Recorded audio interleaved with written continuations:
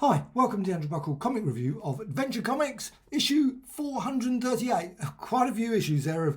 This was the line of DC superstars, as it said back then. This was 1975, the Museum of Fear.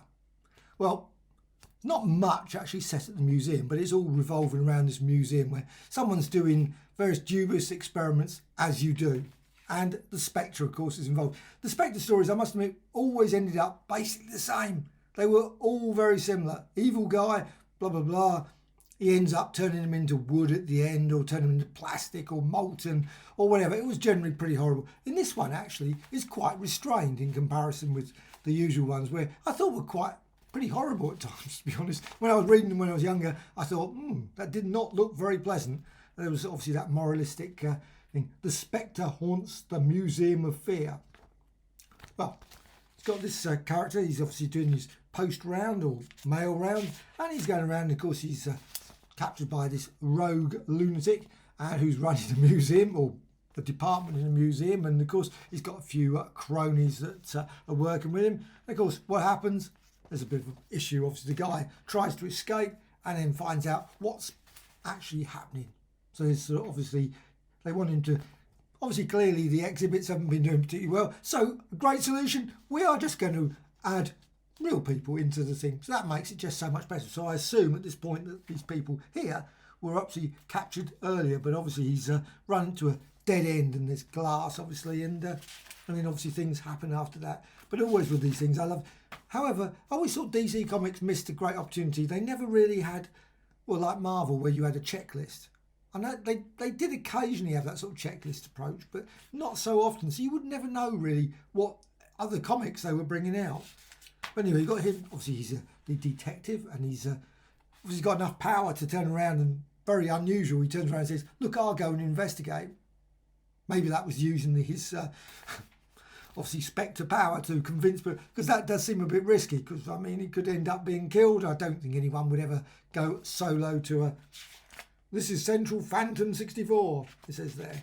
However, of course, the Spectre is probably one of the most powerful beings in the DC universe. Though, I mean, I don't know now, it ends up being someone else, I'm certain. I have no idea now. At the time, I remember the Spectre. I enjoyed the Golden Age Spectre. I enjoyed the Spectre at this point, the Bronze Age period, and Silver Age, of course, that sort of time. But I have no idea what's happened now to the Spectre. Is he still going as character? Unfortunately, there was an omnibus edition recently that came out, and I wanted to buy that. I had it on pre-order forever, and for some weird reason, just never turned up in the UK. Not easily anyway. I mean, you can see copies now, but it's quite expensive. It's out of print. Just sort of like came in, out of print. I don't know what happened. So it was rather annoying. But I love the artwork here. Jim Aparo. I'm not certain what that's. This is also by Script. I love this one because you can see it's quite tatty. When I bought this in the good old 50p pile. And it's got lots of old music that's a message in a bottle. So that really dates it, doesn't it? Sort of, and other songs as well. Strut Your, whatever it is. Don't Bring Me Down, etc. However, so didn't say it was Michael Fleischer. And there's all the various credits there. So you got the story. I love these stories. They are great. But there is a sort of a repetition. Now, would have loved to have actually got that. There was, of course, the showcase, black and white version that was really good. And unfortunately, I got rid of that ages ago. I wish I hadn't, because I think that goes for crazy money as well. So you got all the list. Obviously, these are the comics that were coming out around the time. Action, Superman, Family, and all those ones. I got quite a lot of these. It was not so easy to get DC Comics where I live. So it was more a Marvel town. There was shops that had DC Comics, and the other shops didn't seem to have DC Comics for some weird reason. I love these. I love these adverts. These adverts were always... And I bought quite a few of these. Well, not that one, the Superman Limited Collection. Did get the Shazam one, love that. Ghost was good. The famous first editions, I love those. Absolutely. And of course the Christmas one. Any Christmas ones I love, though I didn't get the Rudolph one. I don't know why. Probably should. Tarzan as well, that was amazing. However, this is the thing that in many ways probably more interesting for me was the Seven Soldiers of Victory, because this is actually a classic adventure, Seven Soldiers of Victory, written in the Golden Age. So it's a real nice sort of story written in the Golden Age, but of course drawn now. Obviously it was just a script, apparently tucked away in a cupboard or something, and they got art by Dick Dillon and the script was by Joe Samashian. So you got, and I love the way they always did these stories. You always had the initial sequence where you would have sort of something happen. In this case, obviously, this magic character, and he's turned up, and of course, they go off on an adventure. But they always went separately, so you always had an opportunity for.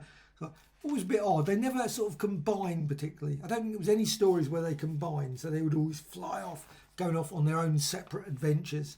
And this one, I love that one. I love the adverts as well. Not so many adverts in this compared with, say, Marvel. Marvel used to have a lot of comic dealer adverts.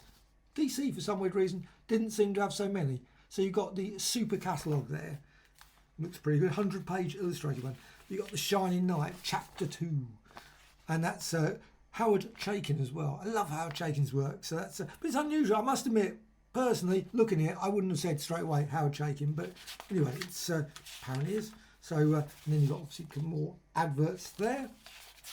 And then you got the next story was going to be Green Arrow and Speedy. Obviously, it's a good old The Shining Knight. He goes back in time, and it's a standard story. Quite often, I think Shining Knight always had those sort of stories. It was obviously because he had his horse and he was flying around, and there was always a bit of sword fighting, etc. Gave an opportunity for that.